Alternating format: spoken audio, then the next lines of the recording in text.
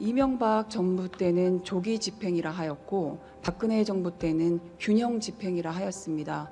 그리고 지금 문재인 정부에서는 신속 집행이라 하여 예산에 대한 신속한 조기 집행을 최근 하고 있습니다. 특히나 코로나19가 시작되면서 지역 경제 사정이 어려운 가운데 우리 그 신속 집행에 대한 지방자치단체의 그런 체근은 더 심각해진 걸로 심해진 걸로 알고 있습니다. 저마다 명칭을 바꾸어서 중요성을 이야기하고 그렇게 하고 있지만 저의 개인적인 견해에 의하면 견해는 신속 집행이 꼭 좋은가 이런 거는 퀘스천 마크입니다. 하지만 우리가 함께 해야 되는 부분에 대해서는 그래도 어느 일정 부분은 또 해야지 되는 게 우리의 또 사명감이나 책임감이라고 생각합니다. 저는 그럼에도 불구하고 신속 집행에 대한 일반적인 거는 제외하고라도 우리가 살펴봐야 할 것들은 좀 살펴봐야 해서 이번에 좀 보았는데 경기도 2분기 소비 투자 추진 현황 자료입니다. 한번 보시면 경기도 부천시에 우리 부천시가 87만 되는 그 인구를 중심으로 하여 가그룹에 들어가 있는데 그 약간 좀 확대를 해 주실 수 있나요? 확대가 안 된다면 우리 부천시가 보면 2분기 소비와 투자의 추진 현황에 경기도 31개 시군구에서 31등 꼴찌입니다. 그리고 전국 순위에서 보면 243개 지자체 중에서 239 거의 뒤에서 네 번째입니다. 그래서 왜 이렇게 이런 상황이 되었는지 한번 살펴보니 아직 행정 절차를 하지 않았는데 예산은 모아둔 것들, 예산 집행은 하지 않고 예산만 확보한 경우, 공사 착공도 하지 않았는데 이미 공사비를 거의 절반은 확보한 경우, 그리고 보상 협의가 전혀 진행되지 않았는데 예산만 확보한 경우, 결국은 예산은 확보되어 있으나 아직도 집행하지 못한 것들입니다. 그런데 그 와중에는 행정적인 집행도 전혀 이루어지지 않고 그저 예산만 모아둔 것들이 많습니다. 내년도에를 대비하여 예산을 어느 정도 수준의 큰 덩어리 예산들을 미리 확보한다는 측면에서는 그것도 그게 양해가 되지만 그럼으로 인해서 곳곳에서 더 사용하지 못하는 예산들이 분명히 나오리라 봅니다. 약간의 이해를 위해서 소비 항목은 우리가 인건비나 물건비, 즉 예를 들면 사무관리비, 공공운영비, 여비, 업무추진비, 의정활동비 등 급여성 경비이고요. 투자 항목은 시설비 및 부대 및 자산 취득비 등의 항목입니다. 예를 들면 우리가 인건비나 급여성의 경비는 잘 지급되는데 투자 즉 도서관이나 문예회관 등의 건물을 짓고 공원을 조성하고 도로를 개설하는 등의 사업비는 소비 대비 투자가 미흡하다는 뜻이 됩니다. 저는 예산 편성 배분의 문제에 대해서 오늘 이 시간에 꼭 얘기하고 싶고요. 그리고 시에서 예산 편성에 의한 여러 가지 기준들 중에 있지만 그럼에도 불구하고 이렇게 늘 남는 예산들, 늘 계속비 2월이나 명시 2월이나 사고 2월로 되는 돈이 우리 본 예산 전체 예산의 약 10% 돈입니다. 그 10%가 수치상으로는 별거 아닐 수도 있지만 돈의 액수로는 2천억 수준입니다. 2천억이면 어마어마한 예산이고 우리 다른 사업에 얼마든지 반영하여 잘 사용할 수 있는 굉장한 큰 돈이라고 생각합니다.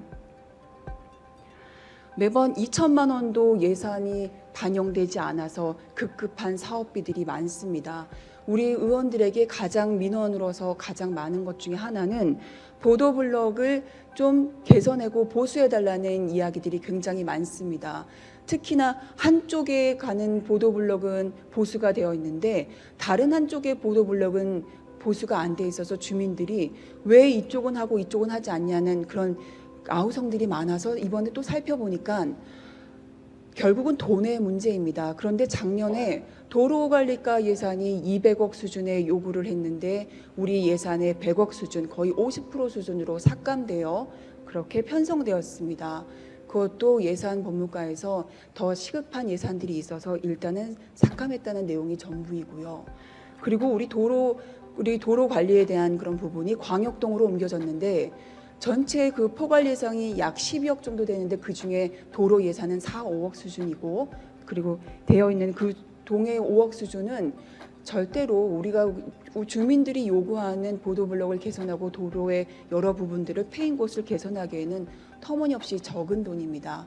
여러분들께서 조금은 기준에 의해야 하고 또 예비비나 이런 부분도 어떤 기준에 의해서 남겨놓는 거는 공감하지만 적어도 예산 편성에 있어서 좀 더 시급한 곳에 좀 더 시민들이 좀 체감할 수 있는 예산에 먼저 할 수 있는 부분, 그리고 건축비나 이런 부분으로는 건설비나 이런 부분으로는 어떤 다른 포괄적인 예산의 항목으로서 함께 모아뒀다가 그 부분들을 함께 사용할 수 있는 그런 기금의 체계를 좀 마련했으면 좋겠습니다. 마침 예산법무과에 확인을 해보니 정부에서부터 그런 움직임이 있고 지금 법률과 그런 조례들이 곧 재정비된다고 합니다. 조금은 신경을 썼으면 좋겠고, 이게 저는 이번 신속 집행 이 부분이 결코 예산의 문제만은 아니라고 생각합니다. 예산과 더불어서 조직에 대한 문제점도 함께 살펴봐야 할 것 같습니다. 조직에 대한 문제점은 제가 어떤 누구의 개인의 문제가 아니라 조직이란 곳이 6개월마다 잦은 인사이동이 있는데 본인의 업무를 파악하기도 힘들고, 그렇게 따지면 그 다음 행정을 집행하는 데도 굉장한 어려움이 따릅니다. 어떤 사람을 배치하고 누군가를 적재적소에 배치하는 것, 그리고 그 사람이 어떤 구조 속에서 원활하게 일할 수 있는 그런 기관들에 대한 조금 고민, 전체적인 조직에 대한 고민도 함께 이루어져야 이 예산의 편성뿐만 아니라 우리 시가 원활하게 굴러가리라 봅니다. 조금은 광범위하게 얘기했지만 조금 고민을 꼭 해주시기 바라며, 조직에 대한 문제점, 그리고 예산 조직에 대한 아까 그 잦은 인사이동이나 이런 데에 대한 방안, 또는 예산에 대한 편성과 앞으로의 계획들에 대해서 시장께서는 좀 상세히 설명해 주시기 바라고요. 다음은 저희 지역에 대한 이야기를 2가지 정도 하겠습니다. 사진을 좀 넘겨주시기 바랍니다.